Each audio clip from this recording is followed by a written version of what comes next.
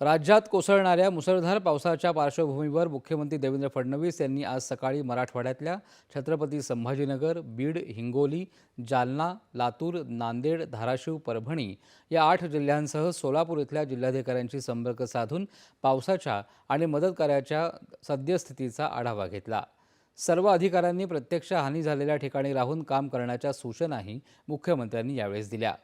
मुख्यमंत्र्यांनी जलसंपदा विभागाकडून राज्यातल्या विविध भागातल्या धरणांच्या विसर्ग स्थितीचा आढावा घेतला आणि स्थानिक प्रशासनाशी समन्वय साधत आणि सतर्क राहून काम करण्याचे आदेश जलसंपदा विभागाला दिले आहेत। यामुळे मदत शिबिरांमध्ये आधीच स्थलांतरित केलेल्या नागरिकांना तिथेच थांबवण्यात आलं आहे।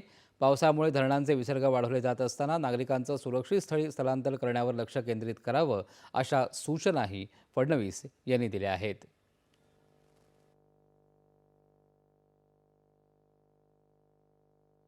आता काही ठिकाणी मोठ्या प्रमाणात विसर्ग सुरू झालेला आहे, त्यामुळे त्या विसर्गाचा अंदाज घेऊन कुठे पाणी शिरू शकतं याचा अंदाज घेऊन त्या लोकांना पहिले बाहेर काढणं अशा प्रकारचा देखील प्रयत्न आहे।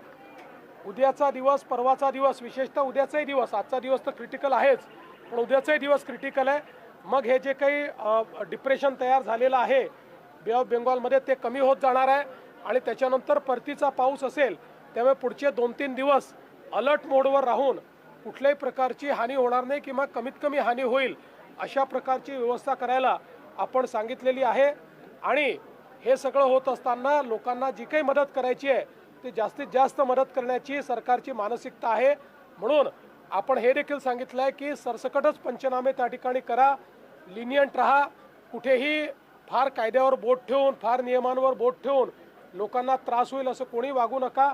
त्यामुळे त्या संदर्भात एकूण सगळ्या नुकसानीची माहिती आमच्याकडे आल्यानंतर अधिकची काय मदत करायची आहे त्याचा निर्णय सरकार करेल। राज्यात आजही विविध जिल्ह्यांमध्ये पावसाचा जोर कायम असून